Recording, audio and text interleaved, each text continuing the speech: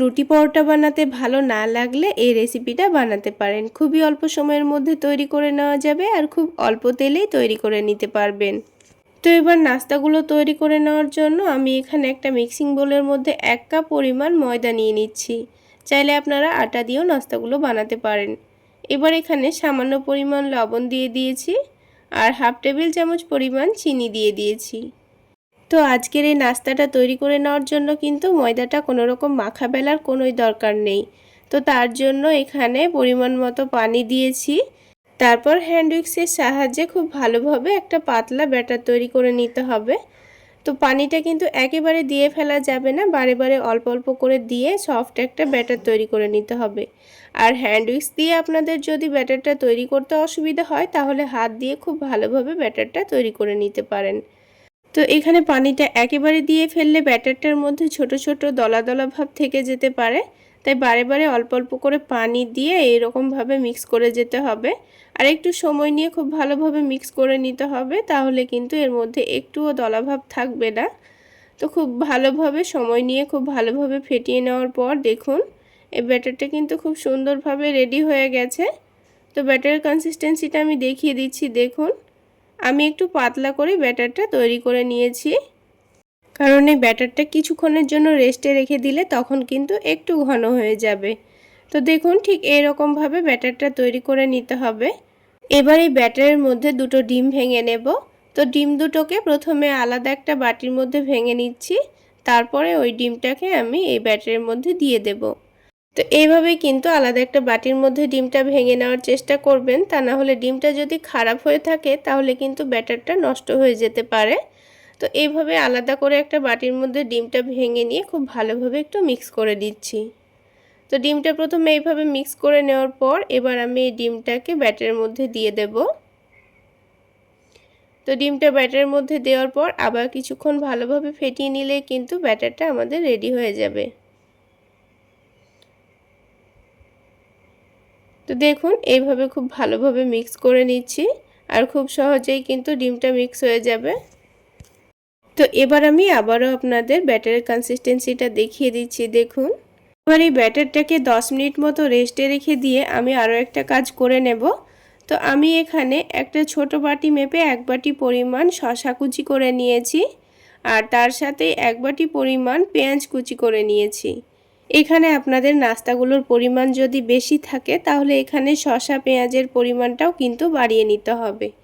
তারপর দিয়েছি ঝালের জন্য কাঁচামরিচ কুচি আর স্বাদ মতো লবণ দিয়ে দিয়েছি, তার সাথে সামান্য পরিমাণ চাট মশলা দিয়ে দিয়েছি, তাহলে খেতে কিন্তু ভীষণ ভালো লাগবে। তো সব কিছু একসঙ্গে খুব ভালোভাবে মাখিয়ে নিতে হবে। এটা মাখিয়ে নেওয়ার পর কিন্তু খুব বেশি দেরি করা যাবে না, সঙ্গে সঙ্গে নাস্তাগুলো তৈরি করে নিতে হবে, তা না হলে শসার মধ্যে থেকে কিন্তু পানি ছেড়ে দিতে পারে। তো প্যানের মধ্যে সামান্য পরিমাণ তেল খুব ভালোভাবে চারিদিকে ছড়িয়ে দিয়েছি। প্রথমে কিন্তু খুব বেশি তেল দেওয়ার দরকার নেই। তো তারপরে এই ব্যাটারটাকে আবারও একটু ভালোভাবে নাড়াচাড়া করে দিয়ে এখানে আমি 2 চামচ মতো ব্যাটার দিয়ে দেব। তারপর এটাকে রুটির মতো করে গোল করে নেব। তো চামচটা দিয়ে ব্যাটারটাকে একটু ভালোভাবে চারিদিকে ছড়িয়ে দিলেই কিন্তু খুব সুন্দরভাবে গোল হয়ে যাবে। আর বন্ধুরা ব্যাটারটা যখন প্যানের মধ্যে দেবেন তখন গ্যাসের ফ্লেমটা একেবারে লো হতে হবে, কারণ প্যানটা হালকা গরম হতে হবে, তা না হলে এই নাস্তার ওপরে অনেকটা ছিদ্র চলে আসবে, তখন কিন্তু নাস্তাটা দেখতে খুব একটা ভালো লাগবে না। তো এবার এই নাস্তার ওপরের দিকটা যখন খুব ভালোভাবে শুকিয়ে যাবে তখন এটাকে উল্টে দিতে হবে। তো নাস্তাটা উল্টে দেওয়ার পর সাথে সাথে আমি এখানে 1 টেবিল চামচ পরিমাণ সয়াবিন তেল দিয়ে দিচ্ছি। তারপর গ্যাসের ফ্লেমটা একটু বাড়িয়ে দিয়ে এবার এই নিচের দিকটা আমি চেক করে নিচ্ছি খুব সুন্দর একটা কালার এসছে কিনা। নিচের দিকটা যখন খুব ভালোভাবে ভাজা ভাজা হয়ে যাবে তখন ওপরে একটু করে টমেটো সস দিয়ে দিচ্ছি। নিচের দিকে কিন্তু খুব সুন্দর একটা কালার চলে এসছে। তারপর আবারও গ্যাসের ফ্লেমটা লোতে করে দিয়ে ওপরে ভালোভাবে টমেটো সসটা মাখিয়ে নিয়েছি। তারপর যে শসা পেঁয়াজটা মাখিয়ে রেখেছিলাম সেটা এখানে 2 থেকে 3 চামচ মতো লম্বা করে দিয়ে দিচ্ছি। এবার এটাকে পাটিসাপটার মতো করে রোল করে নেব। ঠিক আমরা যেভাবে পাটিসাপটার পুর রেখে সেটাকে রোল করে নিই ঠিক সেইভাবেই নাস্তাটা তৈরি করে নিতে হবে। তো একটু সাবধানে ফোল্ড করলেই দেখবেন খুব সুন্দরভাবে রোল হয়ে যাচ্ছে। তো বন্ধুরা এই পদ্ধতিতে একবার হলো নাস্তাটা বানিয়ে খেয়ে দেখবেন। আলাদা করে সবজি করার কোনো রকম ঝামেলা নেই, ঝটপট এই পদ্ধতিতে বানিয়ে খেয়ে নিতে পারবেন। তাছাড়া আপনারা এগুলো বানিয়ে বাচ্চাদের স্কুল টিফিনের জন্য দিতে পারেন। তো আমি আপনাদের বোঝার সুবিধার্থে আরও একটা নাস্তা তৈরি করে দেখিয়ে দিচ্ছি। তাহলে বন্ধুরা, আজকের এই নাস্তা রেসিপি যদি আপনাদের ভালো লেগে থাকে তাহলে অবশ্যই একটা লাইক শেয়ার করে দেবেন। আর আমার এই সহজ রেসিপিগুলো যদি ইউটিউব চ্যানেল থেকে দেখে থাকেন চ্যানেলটি সাবস্ক্রাইব করে দেবেন, আর ফেসবুক পেজ থেকে দেখে থাকলে পেজটি ফলো করে দেবেন। তাহলে বন্ধুরা দেখুন, আরও একটা নাস্তা কিন্তু আমাদের তৈরি করা হয়ে গেল।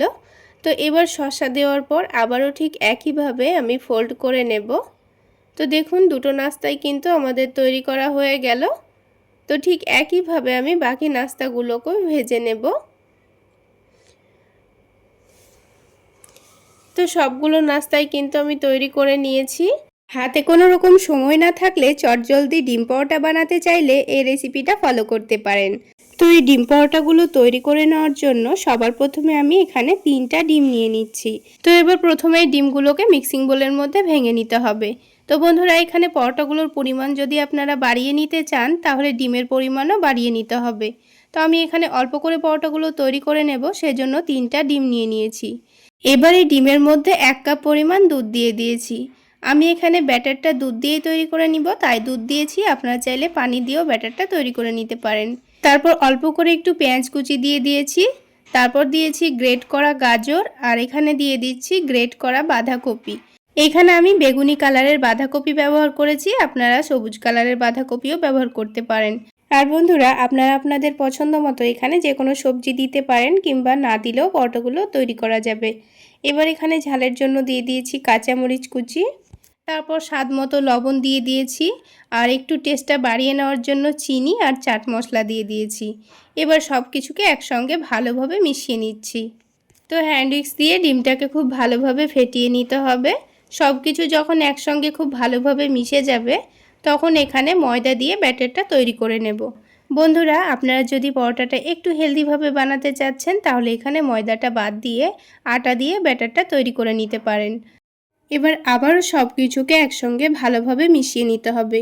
লক্ষ্য রাখতে হবে ময়দার মধ্যে যেন একটুও দলাভাব না থাকে। খুব ভালোভাবে ময়দাটাকে দুধের সঙ্গে মিক্স করে নিতে হবে।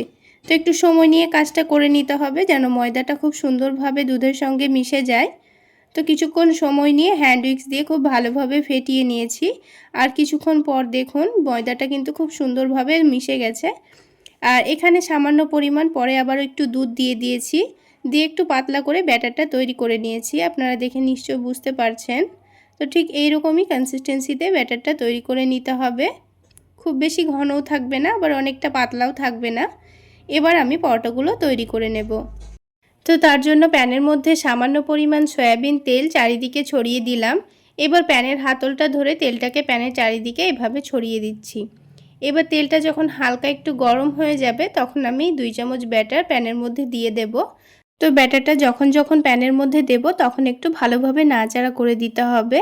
আর প্যানের মধ্যে ব্যাটারটা দেওয়ার সময় অবশ্যই লক্ষ্য রাখতে হবে প্যানটা যেন অতিরিক্ত গরম না হয়ে যায়। অতিরিক্ত গরম হয়ে গেলে কিন্তু পরোটাটার নিচে অনেকটাই ছিদ্র হয়ে যাবে, তখন কিন্তু পরোটাটা দেখতে খুব একটা ভালো লাগবে না।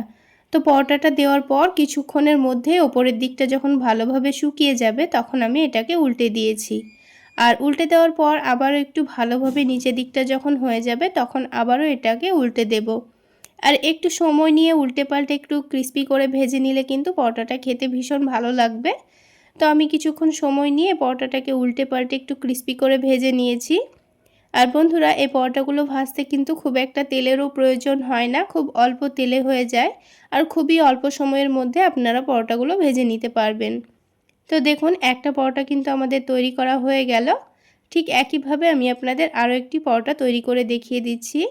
তো এবার ব্যাটারটা প্যানে দেওয়ার সময় কিন্তু আমি আর তেল দিলাম না, তেলটা একটু পরে দিয়ে দেব। তো আবারও 2 চামচ ব্যাটার দিয়ে এটাকে প্যানের চারিদিকে গোল করে ছড়িয়ে দিচ্ছি। তারপর ঠিক একইভাবে যখন ওপরের দিকটা ভালোভাবে শুকিয়ে আসবে তখন এটার মধ্যে আমি একটু চারিদিক থেকে তেল ছড়িয়ে দিচ্ছি। এবার এই পরোটাটাকে উল্টে দেব। তো বন্ধুরা, আজকের এই পরোটা রেসিপি যদি আপনাদের ভালো লেগে থাকে তাহলে অবশ্যই একটা লাইক শেয়ার করে দেবেন।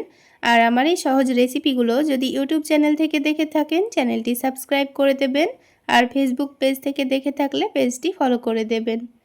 তো বন্ধুরা দেখুন আরও একটা পরোটা কিন্তু আমাদের তৈরি করা হয়ে গেল। এবার খুব সুন্দর একটা কালার চলে আসলে এবার আমি পরোটাটাকে তুলে নেব।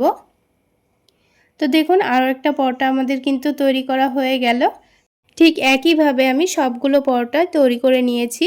আর 1 কাপ ময়দাতে কিন্তু আমাদের বড় বড় 4টা পরোটা তৈরি করা হয়ে গেছে। তো দেখুন সবগুলো পরোটাই তৈরি করা হয়ে গেল। এবার এই পরোটাগুলো টমেটো সসের সঙ্গে পরিবেশন করে নিচ্ছি। কোনো রকম সবজি ছাড়াই শুধুমাত্র টমেটো সস দিয়েই কিন্তু খেয়ে নেওয়া হয়ে যাবে। তাহলে বন্ধুরা আজকে এই পর্যন্তই। সকলে অনেক বেশি ভালো থাকবেন, সুস্থ থাকবেন। দেখা হচ্ছে আরও একটি নতুন রেসিপি নিয়ে নেক্সট এপিসোডে।